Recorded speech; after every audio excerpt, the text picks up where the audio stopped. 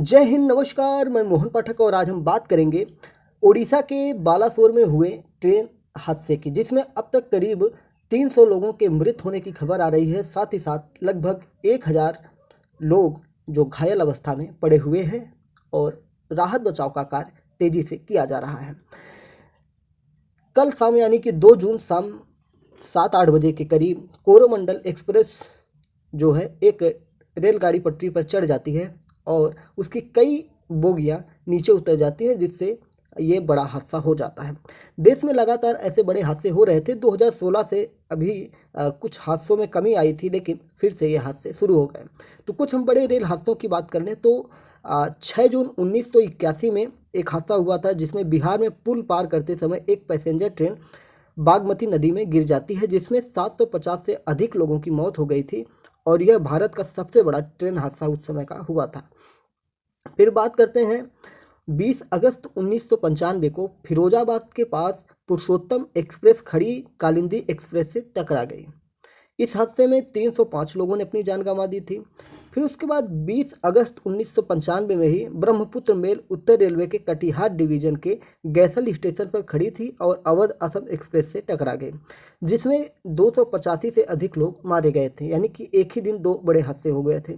फिर उसके बाद 26 नवंबर 1998 को जम्मू तवी सियालदह एक्सप्रेस पंजाब में गोल्डन टेम्पल मेल के पटरी से उतरे 3 डिब्बों से टकरा गई थी, जिसमें करीब 212 लोगों की मौत हो गई थी। तो ये बड़े हादसे जो पुराने समय में हुए थे, काफ़ी साल पहले, इन सारी चीज़ों को हमने आपको बताया।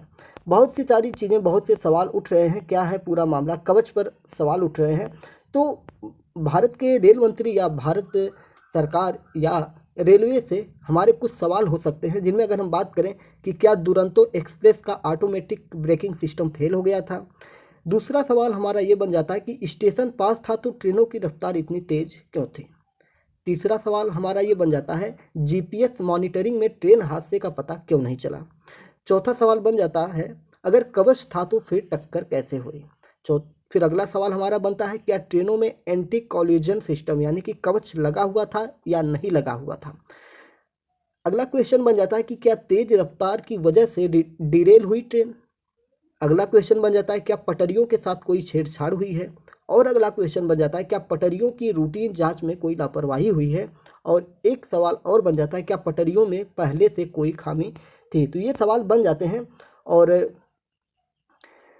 जो अब खबर निकल के आ रही है, जो चीज़ें हमें ज्ञात हो रही हैं, उसके अनुसार अगर हम बात करें तो रेलवे के खड़गपुर डिविजनल के सिग्नलिंग कंट्रोल रूम के एक वीडियो के अनुसार चेन्नई जाने वाली कोरोमंडल एक्सप्रेस ने शुक्रवार शाम करीब 6:55 पर बहानगर बाजार स्टेशन को पार करने के बाद मुख्य लाइन के बजाय एक लूप लाइन ले ली, जहां मालगाड़ी खड़ी थी, जिसकी वजह से यह भीषण हादसा हो गया था। यानी कि गलत ट्रैक पर जाने से यह हादसा हो गया था। तो गलत ट्रैक पर गई क्यों, यही तो सवाल पूछा जा रहा है ना। क्योंकि जो ट्रेन होता है, जो ट्रेन के अंदर लोको पायलट होता है, वो ट्रेन चलाता तो है, लेकिन उसको निर्देश दिया जाता है कहाँ से?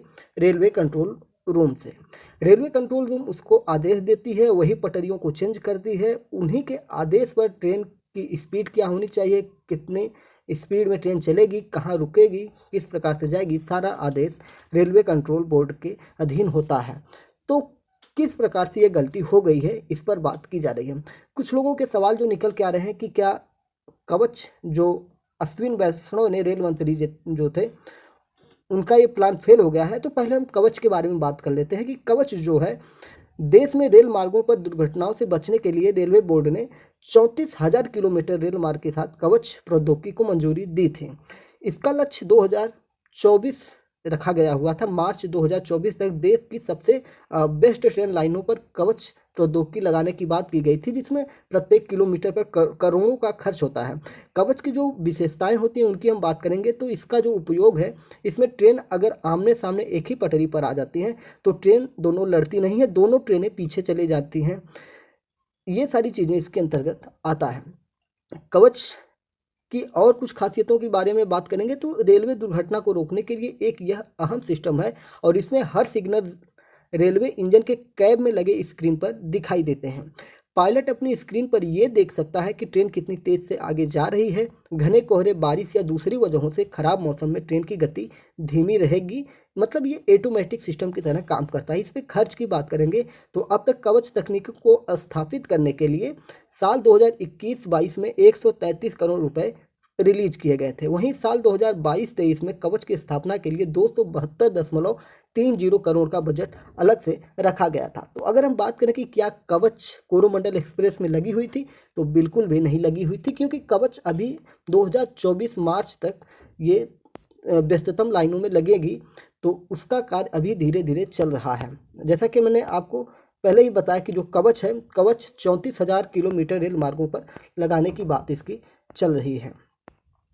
तो ये बहुत ही बड़ी घटना थी जो देश में घटित हुई है। अभी जो खबरें निकल के आ रही हैं उसके अनुसार प्रधानमंत्री मोदी भी वहाँ पे जाने वाले हैं। रेल मंत्री वैष्णव जो थे वो ऑलरेडी वहाँ पे जाकर वहाँ का निरीक्षण कर चुके हैं, और जो घायल हैं, जो मृत हैं, उन लोगों के लिए मुआवजे का भी ऐलान सरकारों द्वारा किया जा चुका है। तो ये सारी चीज़ें हैं। तो जैसा कि मैंने आपको पहले बताया कि रेलवे जो होता है उसमें पायलट का अहम रोल उतना नहीं होता है जितना रोल रेलवे कंट्रोल बोर्ड का होता है। जो भाई जो सूचनाएं वो देगा उसी के अनुसार जो पायलट होता है वो चलाता है। तो प्रथम दृष्टि में अगर देखा जाए तो अगर सिस्टम फेल हुआ है या कोई भी गलती हुई है तो ये जो 300 लोगों की अभी मरने की खबर आ रही है, जिसके तादाद अभी भी बढ़ने वाले हैं, तो ये बहुत ही दुखद है हमारे देश के लिए, जहाँ पर अभी भारत में एक्सप्रेस ट्रेन जो हैं इतनी डेवलप नहीं हो चुकी हैं, जहाँ पे लगातार आपके एक्सीडेंट होते जा रहे हैं। तो ये सारी घटनाएं जो है हमारे देश के लिए बड़ी ही गलत संदेश जाता है, जो हमारे देश को पीछे ले जाने का काम करता है।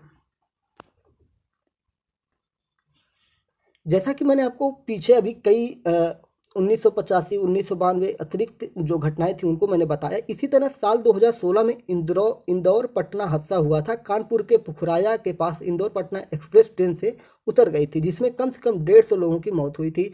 और उसी के बाद आपको मैं बताता हूँ, मतलब उसी एक और घटना की मैं बात आपको बताता हूँ। 22 मई 2012 को हुबली बेंगलोर हम्पी एक्सप्रेस जो थी आंध्र प्रदेश के पास एक मालगाड़ी से टकरा गई थी, जिसमें 25 यात्रियों की मौत हुई थी।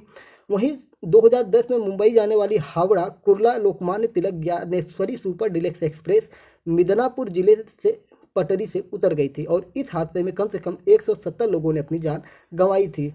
वहीं 19 जुलाई 2010 को ही उत्तरबंग एक्सप्रेस और वनांचल एक्सप्रेस पश्चिम बंगाल के सैथिया में एक दूसरे से टकरा गए थे, जिसमें करीब 63 लोगों की मौत हुई थी।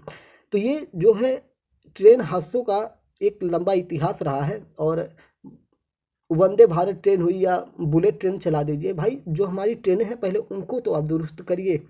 सपने दिखाने से कुछ नहीं होता है। तो चलिए, बहुत ही दुखद क्षण है हमारे देश के लिए।